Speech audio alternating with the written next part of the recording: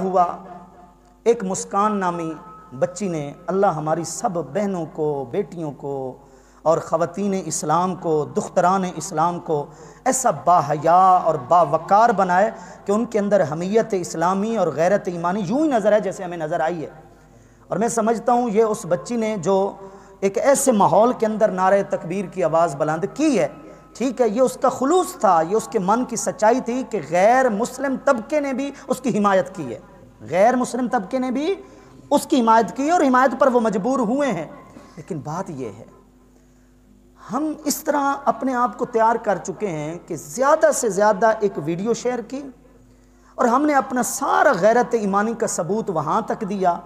ہم نے اپنے اندر مسائل کو تلاش نہیں کیا۔ بچی کے لیے ہم کیوں خوش ہو رہے ہیں؟ اس لیے کہ اس نے اپنے حق کے لیے آواز اٹھائی ہے نا، بھئی حجاب اس کا حق ہے، اس نے اپنے حق کے لیے اسلام کا نعرہ مارے، آواز اٹھائی ہے، یہی ہے۔ تھوڑا سا ہم نے کبھی جائزہ لیا ہے ہم اپنے گھروں میں کیا عورتوں کو ان کا حق دے رہے ہیں؟ لوگ تو کہتے ہیں معذرت کے ساتھ میں یہ بات کر رہا ہوں، لیکن میں یہ بات بغیر معذرت کے آپ سے کر رہا ہوں۔ وٹے سٹے کے نام پر کیا ہمارے ہاں دوسرا گھر بلا وجہ برباد ہو رہا ہے یا نہیں ہو رہا؟ یعنی اگر میری بہن کا گھر اجڑ رہا ہے تو یہ کیسے ہو سکتا ہے کہ جس کی بیٹی میرے گھر میں ہے اس کا گھر نہ اجڑے؟ وٹا سٹا اور پھر ہے ہی نہیں جناب، یہ ہو ہی نہیں سکتا۔ مجھے یہ بتائیں، بیٹوں کے رشتوں کے لیے جتنے بیٹوں کے نخرے اٹھائے جاتے ہیں، کیا بیٹیوں کی رائے کو اتنی اہمیت دی جاتی ہے یا اپنا وہ بچپن کے جو فیصلے ہوتے ہیں ان کی بھیڑ چڑھا دیا جاتا ہے؟ ہندوستان میں آواز اٹھی ہے عورت کے ذاتی حق کے لیے تو ہم پھولے نہیں سما رہے ہیں، ہمارے پاؤں زمین پر نہیں لگ رہے، یہ ہو گیا جناب عورت کتنی غیرت کا اس نے اظہار کیا ہے۔ ہماری اپنی حالت یہ ہے کہ ہم سے جو کچھ ہو سکتا ہے ہم تو اپنی بچیوں کو حقوق دینے کے لیے تیار نہیں ہیں، ہم تو اپنی بیویوں کو حقوق دینے کے لیے تیار نہیں ہیں، ہم تو اپنی ماں کو اس ممتا کا حق دینے کے لیے تیار نہیں ہیں، ہم تو اپنی بہن کو اس کی شفقت والا پہلو جو ہے اس کا حق دینے کے لیے تیار نہیں ہیں۔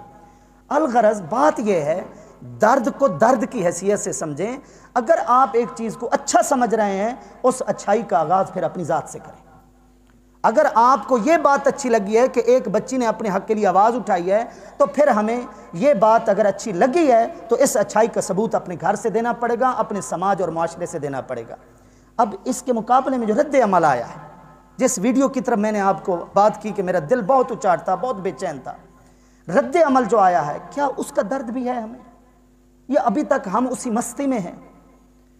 اس وقت جو ہندو مسلم فسادات ہیں نا انڈیا کے اندر، اس میں صرف مسلمانوں کی املاک کو نقصان نہیں پہنچایا جا رہا، آپ حالات پڑھیں اور دیکھیں اس وقت مسلمانوں کو کاٹا جا رہا ہے، اس وقت مسلمانوں کو ذبح کیا جا رہا ہے جہاں مسلمان تھوڑی تعداد کے اندر ہے۔ کیا ہم اس درد میں ہیں؟ کیا کبھی ہم نے کھانا چھوڑ دیا ہو کہ جناب مجھے آج کھانا اچھا نہیں لگ رہا، میں نے ایک بات سنی ہے کہ کسی بندے کے اوپر ظلم ہوا ہے، میری آنکھوں کے سامنے یار کسی نے غریب کو تھپڑ مار دیا، میرے سے آج کھانا نہیں کھایا جا رہا؟ کبھی ہمارے ساتھ یہ کیفیت ہوئی ہے؟ تو کیوں نہیں مانتے کہ ہمارے اندر منافقت کوٹ کوٹ کر بھری جا رہی ہے؟ کیوں نہیں ہم مانتے کہ ہم کھوکھلے مسلمان ہوتے جا رہے ہیں اور روحانیت جو اسلام کی اور دین کی وہ تو ہم سے ختم ہوتی جا رہی ہے؟ اس لیے چھٹی اور آخری بات یہ ہے، میرے آقا کریم صلی اللہ علیہ وسلم نے فرمایا من لم یہتم بامور المسلمین فلیس منہم، جس کو مسلمانوں کے اجتماعی درد کا پتہ نہیں ہے اور باخبر نہیں رہتا، وہ اپنے آپ کو مسلمانوں کے قبیلے سے شمار ہی نہ کرے،